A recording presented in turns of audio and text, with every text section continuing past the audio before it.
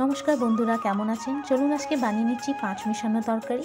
এই পাঁচ মিশানো তরকারিতে সমস্ত রকমের সবজি দেওয়া যায়। প্রথমে কেটে রাখা ফুলকপি আলু সর্ষে তেলে দিয়ে ভালোভাবে লাল করে ভেজে তুলে নেব। ঠিক এইভাবে লাল করে ভেজে আমাদের তুলে নিতে হবে। এইবার সেই তেলে গোটা পাঁচ ফোড়ন তেজপাতা শুকনো লঙ্কা ফোড়ন দিয়ে দিলাম। কেটে রাখা বেগুনটাও দিয়ে দিলাম। বেগুনটা একটু স্লাইড হালকা ভেজে নিতে হবে। এবার বেগুন ভাজা হয়ে আসলে এক এক করে সমস্ত সবজি দিয়ে দিলাম। কুমড়ো মূলো সিম বিনস গাজর যত রকমের সবজি হবে সেই সমস্ত সবজি দিয়ে হালকা একটু ভেজে নেব। এইবার স্বাদ মতো নুন হলুদ সামান্য জিরে গুঁড়ো ধনে গুঁড়ো লঙ্কা গুঁড়ো দিয়ে দিলাম। এবার কেটে রাখা টমেটো দিয়ে দিলাম।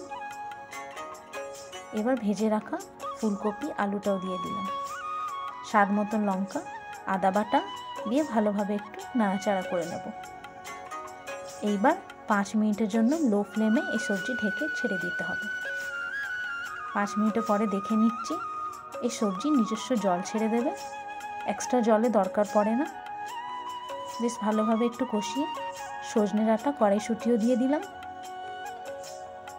এইবার আমাদের সবজি বেশ সেদ্ধ হয়ে গেছে মাখা মাখা হয়ে এসেছে।